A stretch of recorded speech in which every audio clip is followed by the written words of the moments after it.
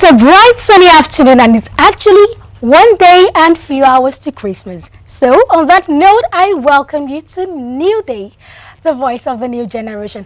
I'm sure the sound of my voice sounds very exciting and everything because yes, it's Christmas next tomorrow.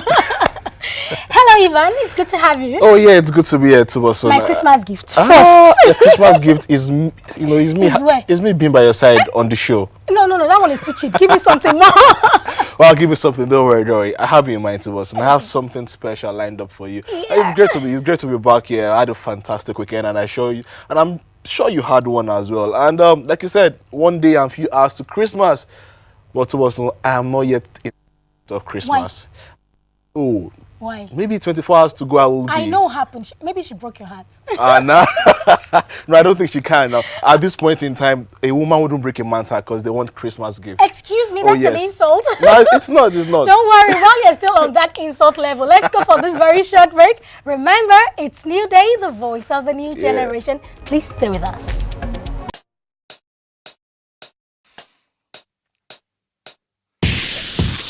Wanna be in the know? Tune to the show. It's called New Day, now in your zone. Touching the work and career. Ends up in the play zone. Take luck to entertain, inspire to make you feel at home. And it's all about you. It's all about you. New Day. Voice of a new generation. New Day. Voice of a new generation. It's the New Day. Voice of a new generation. New Day. Voice of a new generation. It's a new day.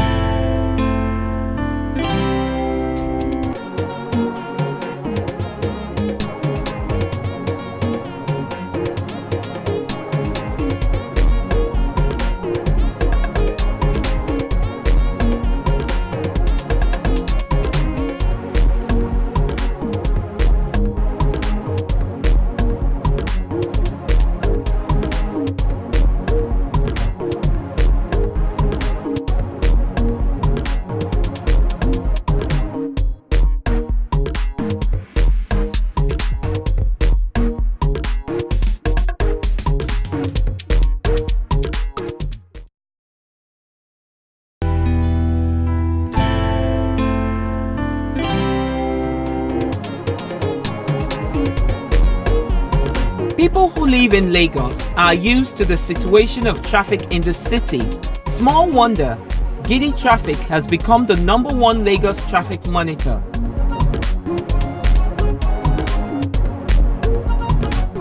The social media handle at @giddy_traffic was founded a little over 4 years ago and has turned out to be the traffic encyclopedia for commuters.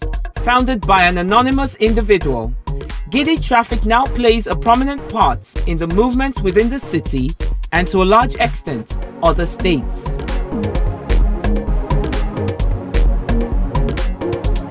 Having monitored its growth over a period of time and the amount of interaction it generates, technology giants Microsoft and Nokia struck a deal with the social media handle, converting it into a mobile application for Nokia Lumia and other Windows-enabled devices. As time went on, Giddy traffic appeared on other app stores for download. The app notifies you of safer routes to take as tens of thousands constantly tweet and update one another about traffic situations in each of their areas. Giddy traffic has recorded tremendous success since coming into social media space, and with it, you're almost certain of what routes are the best to go through as you head out. So even if you're not on social media, visit your app store and download the Giddy Traffic app.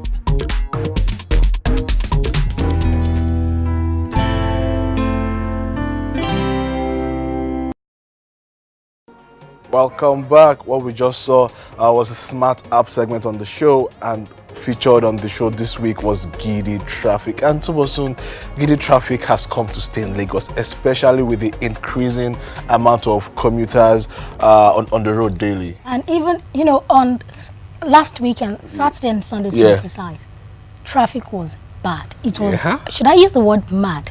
I mean, something that wouldn't take you more than 5 minutes. Definitely. And I was spending about 30-45 minutes on the road. Wow, you should have consulted Giddy Traffic.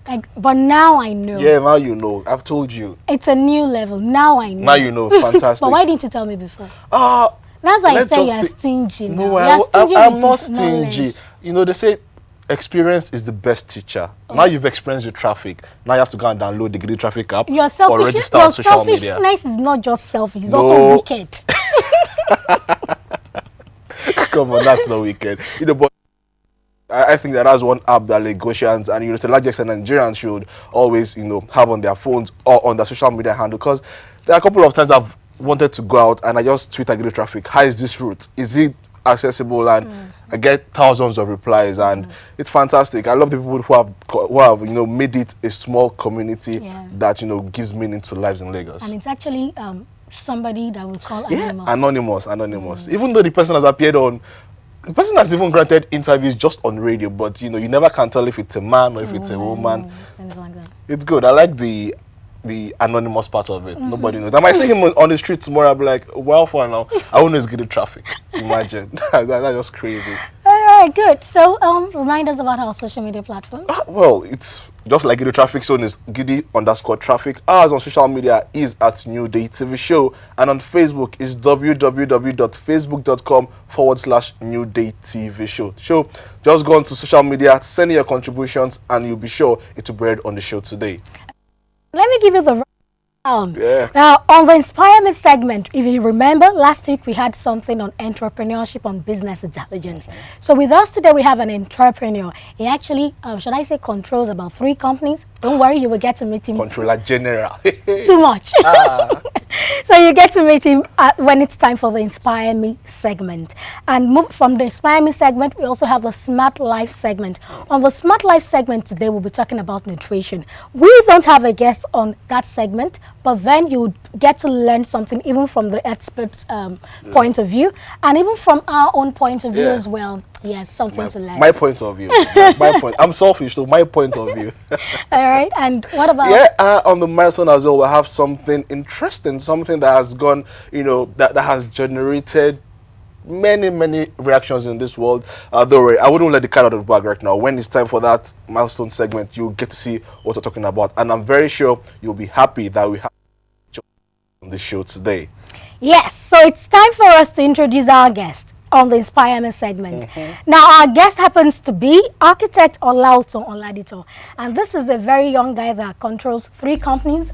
One is FajiUp.com, the other one is Workley Consultants, and the other one is Archinautics. So, it's a privilege to have you with us today. The pleasure is all mine. Yeah, it's not like a chairman. The pleasure is all mine.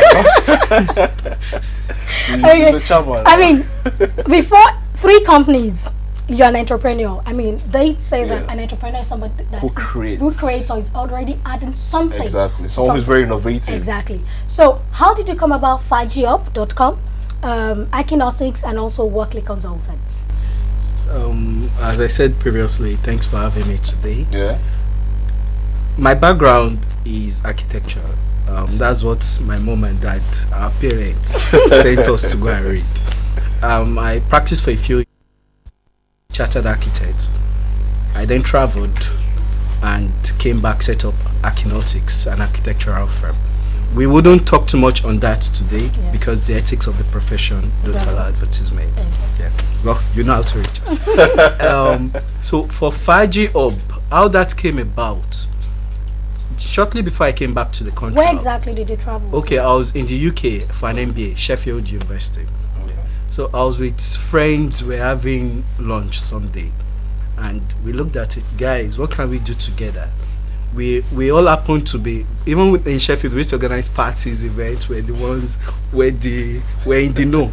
We're like, okay, this thing we so much enjoy, how can we create value out of it? We then said, okay, how about having a hub where people can come find out events happening, and anyone having events, they can also get caterers, everyone they need, photographers, caterers, event centers, a hub. The funny thing we then did, I'm Nigerian, my friends is American, one is British, and one is Indian.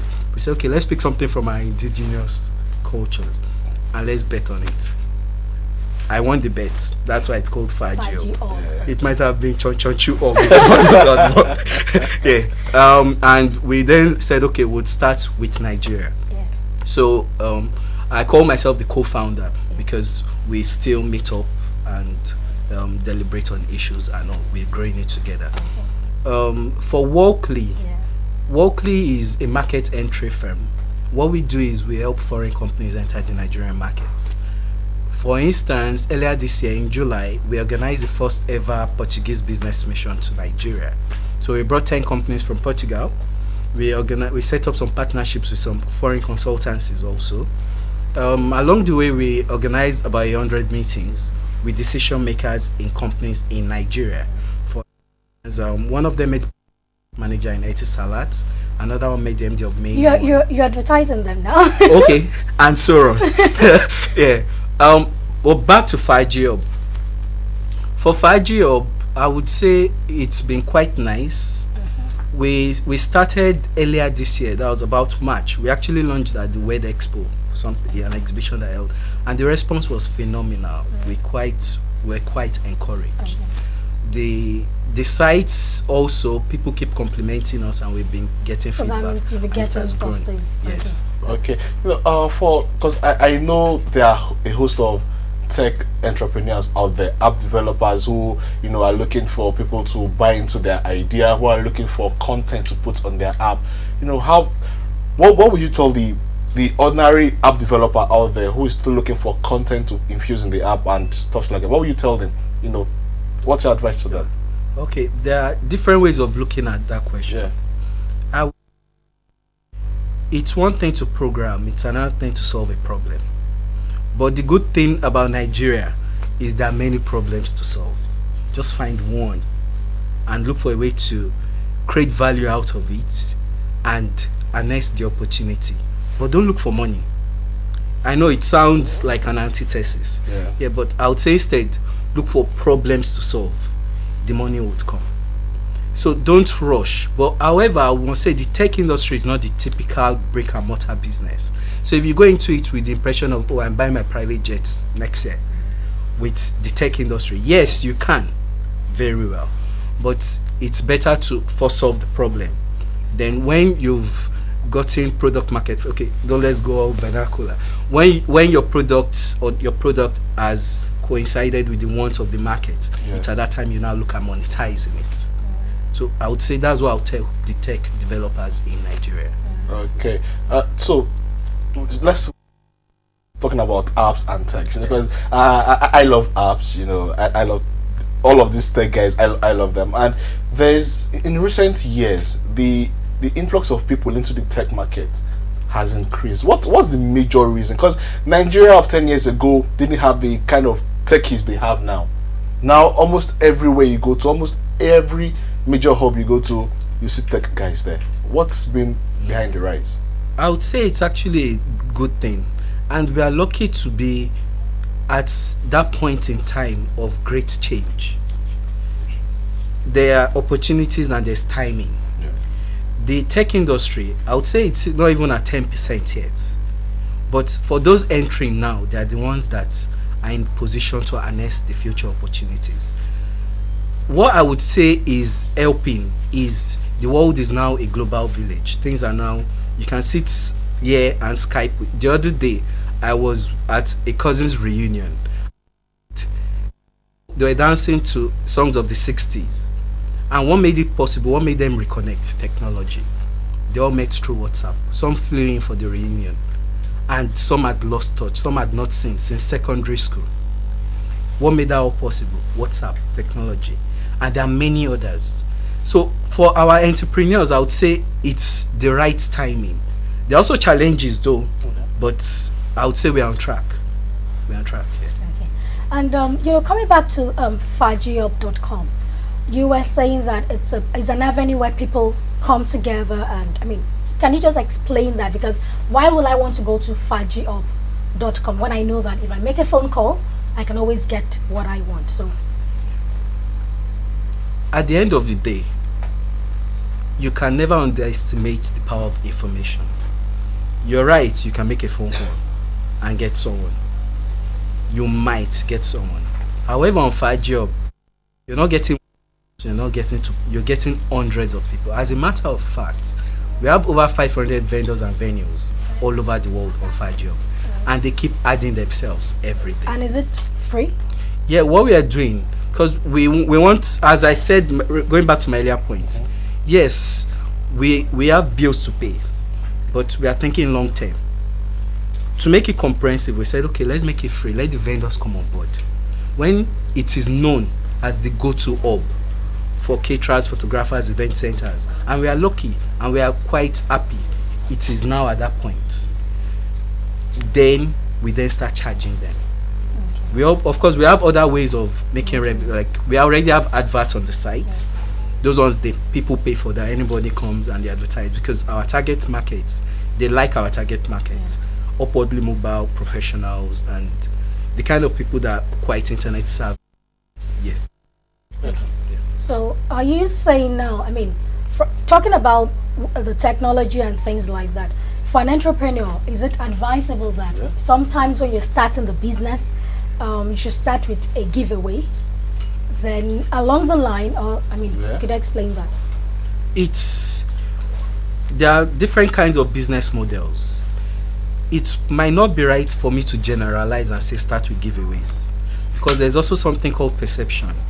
If you give someone something free, they might not value it as much as the thing you made them pay for. So you need to look closely at your business model. That is one. The second thing you need to look at is your costs.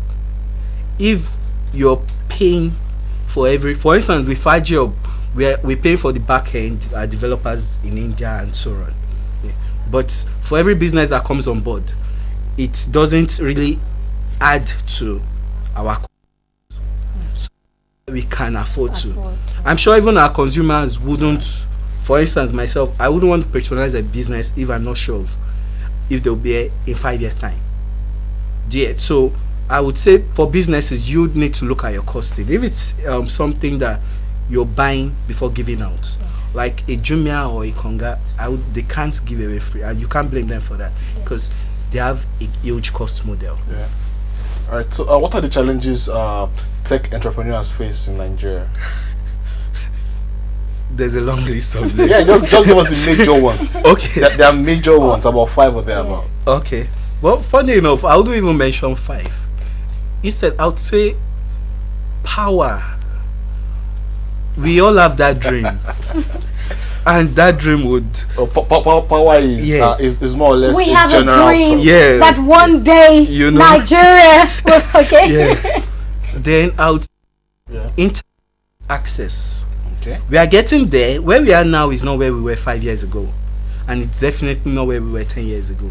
But I would say internet access should be something that the person selling bananas can put down his banana and send his BBM message. At that point, then we'll say it has become part of the fabric of the. I would say that's another, but it's fast changing, as I might say, and we are grateful to many companies also who looked at it that, okay, instead of us investing our money out there, let's spend here. Like, I don't want to advertise, but companies like Main One, for instance, that decided to bring fiber optics here, and other companies, even them Jumia, Konga, and so, what they are all helping for all tech industries is they are helping everyone get comfortable going online. At the end of the day, our competition is not necessarily is not the Jumias and co. It is the brick and mortar. When everybody's going, they finish on one site. I don't know. I've done enough adverts. Yeah. When they finish on one And site, go they move to the next another. site. At that point, yeah. So I'll take those two. Yeah, but we are getting there. So that means that, I mean, from the way technology is moving now, it's Yeah. not that, okay, I want to buy a shoe, let me go online. Even if I want to get a makeup artist, a caterer and everything, I could just go online, maybe to your website or another one competing with you, and you know, right there and then, it's an online planning kind of a thing. Exactly. What we've noticed, what many people have been telling us, for instance, is they get on the site and apart from saying, "Oh, I love the design and all that," said, "Oh, I like it's so simple to use." Okay, I got there and I saw so many caterers. They then asked us, "How did we get so many together?" But how do you know the one that is real? Because I mean, if I happen to be an artist, because I know I'm not paying for the advert. I mean, I just go there and I just put in my business name and things like that. How will you know that I'm actually real? Thanks for that question. Actually, what we do is we have an approval process in the back office. So we tell businesses, add yourselves, but there's a minimum level you need to get before we can then approve you. When we say minimum level, we are not saying the student who is the student in school who adds herself. We are not saying she's excluded. That's not what we mean by minimum, but rather the quality of your content. We know the big players in the industry, but when someone comes on and they put up pictures, and because we're also experienced in this, we've seen this picture somewhere else before and all that. So basically, when they add themselves, it doesn't automatically get added to the directory. We approve each one by one. There are many of them we call them, others there are some we actually visit and so on. Okay, let's have some Twitter questions. Exactly. I have a question here on Twitter asking how do we get content on apps? Because he says he's an app developer. The only stumble he's having is creating content for his app. Content for your app, I would say, going back to my point earlier on, are you solving the right problem? If you solve the wrong problem, no matter how nice the site looks, it might not be a viable one. On the other hand, there are some that you need to go out there. You need to do the legwork. I saw somewhere, what's the most important determinant of success? I was thinking I was going to hear persistence and all that. And someone said shamelessness. That a man has to do what he has to do. For you, I don't know what your business is in particular, but it might mean getting some young students together, paying them something, and they go out on the streets, look for content for you. If it might, on the other hand, be something where you look at creating traffic, it's a problem. Do you go after the content first or go after the traffic first? Yeah, it might also be that you need to go after the traffic first. It all depends. If I knew a bit more about what exactly, then I could give more direct responses. But basically, that is. Yeah. Thank you. Now, for an entrepreneur, I mean, you've talked about the issue of what apps face, you know, the difficulties, the challenges. For an entrepreneur, what exactly are the challenges? We've heard a lot, but from your own point of view, what would you say the challenges are? Our own challenges that we had. When we launched March thereabouts, everybody that came to meet us said, "Oh, this is nice, this is nice." A month later, there were like 15 clones of the site. To be honest, what do you mean by clones? People that copied it. That's right. So that means that for an entrepreneur, if you have an idea. However, that in itself is not a bad thing. Our first reaction was panic. But another way of looking at it is they validated our business. Oh, okay. At the end of the day, we don't hear about them. More people are talking about us. I'm not saying they did something wrong or no, but it might be because we were not coming from the angle of what's the next business that is raining. Instead, we're coming from the angle of something we are passionate about. And how can we make it better? Exactly. How can we solve a problem? How can we create a hub where people find events, where people get vendors, and how can we think long term on it? The reason I asked that question is because, I mean, from the example you gave now, it's just to remind even the other entrepreneurs that if you have an idea, and probably somebody steals the idea and somebody starts it, it's not a time for you to panic, like you said, but probably a time for you to go to the drawing board and improve on that idea so that you can be ahead of others. Okay, Well, I have a question on Facebook. Well, this one is asking, can you give me an example of the minimum capital I need to start any startup? Is there like a minimum? Yeah, there's a minimum actually. Yeah. It is 0. The first thing is the idea. Okay. But to be honest, anyone can have ideas, and no idea is original. It's the execution of the idea. However, if you start from capital, you won't do anything. You ate this morning. The asker. Yeah. I'm assuming you're watching or listening. Yeah. You ate this morning. You have enough capital. Yeah, you might not start it at that level, but you can start something. Another thing you should look at is, instead of there's costs. For instance, in any business, there are 2 ways of making money. Either make as much money, make more money, or spend less money. So for you, I would say keep your costs. Don't go after capital. As a matter of our job, when we go on business development, maybe when we're meeting people more often than not, they end up saying, how can I invest in this? We are the ones that now tell them, we like money, don't get us wrong, but hold on. Because once the money comes in, it's a thing of the mind. There's a danger of misplacing your priorities if you get it too early. Instead, so coming back to you, I would say work on your idea, iterate it. Then look at what you can do that you don't have to spend money on. For instance, for our marketing budget, now we are just starting marketing. Up till now, we haven't spent anything on marketing. Yet the word has gone out there through word of mouth. If you work on your product and it's good enough, people will spread it for you. Another thing is, look at what you can learn and do yourself. Along the way, our graphics designer, okay, we have the developer in there, but we also have some graphics guys here. One of them was acting wishy-washy with us, and one of us took up graphics design. Now he does the designs for us. Initially we were criticizing, but now, frankly, I like his. Also because he started with us, he knows what. Do you get? That's something we could have been spending money on. So for you, the fact that you have an idea, I think you have more than just an idea. You have something inside you that you can also learn, build up on. And there's internet, you can build up there. There's YouTube, there's all that. Okay. So don't start from capital, or you won't do anything. Okay. Well, we've had a wonderful time with you, but it's a pleasure being with you. Definitely. And all the very best in future endeavors. Thank you very much. By the way, you said how old are you? Okay, you know what? No, you know the reason I asked. No, you're a bachelor, and a bachelor that is running about 3 companies. Your mom, I didn't know, say something like, "Laotan, bring this wife home. I don't want to grow." Actually, they say that every day.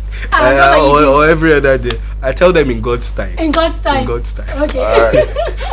Okay, thank you once again, and have yourself a very Merry Christmas and a beautiful New Year. Send us our chicken and turkey. No problem. It's time to go on now to the next segment. Remember that we've been speaking with architect Olaotan.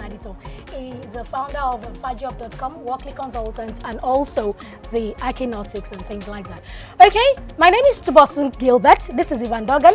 Olaotan wants to step aside so that the program can continue. We'll see you on the other side. Please stay with us.